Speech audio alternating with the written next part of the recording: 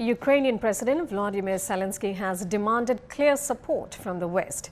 He made the remarks in an address delivered after urgent consultations with world leaders. Peter Dickinson has more from Kyiv. The mood in Kyiv tonight is one of alarm and concern.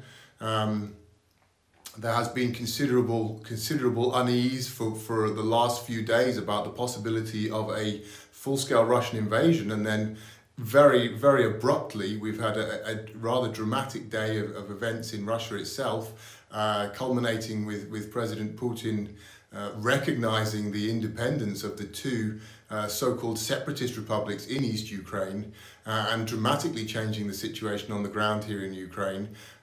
Within minutes of the decision to occupy these regions, or recognize them rather, Russian troops began moving in officially. The Russian military presence in the regions has been there since 2014, but Russia has always denied that. Now it's out in the open, and there's grave concern in Kyiv that this could dramatically raise the stakes and create the possibility of direct confrontations between Russian and Ukrainian troops along the front line in East Ukraine, which is approximately 400 kilometers.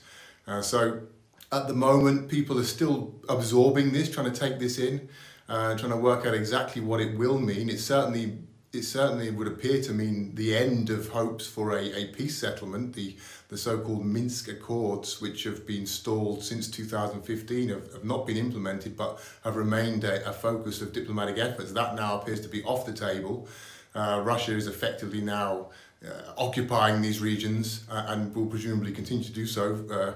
Ukraine certainly is not minded to try to resolve that issue by force, and has constantly said as much itself. Ukraine's President Volodymyr Zelenskyy addressed the nation, said that there would be no attempts at escalations, there would be no attempts at any confrontations, that Ukraine would remain on a diplomatic path. The country was prepared to defend itself, would not concede its land, but would not engage in any risky behaviour there, that being very conscious of the fact that any excuse could potentially provoke a very severe Russian response, and perhaps even a full-scale invasion. So huge tension in Ukraine, and significant escalation on where we've already been, and now a significant amount of uncertainty about what these developments will mean for the security situation in Ukraine and perhaps also the wider region.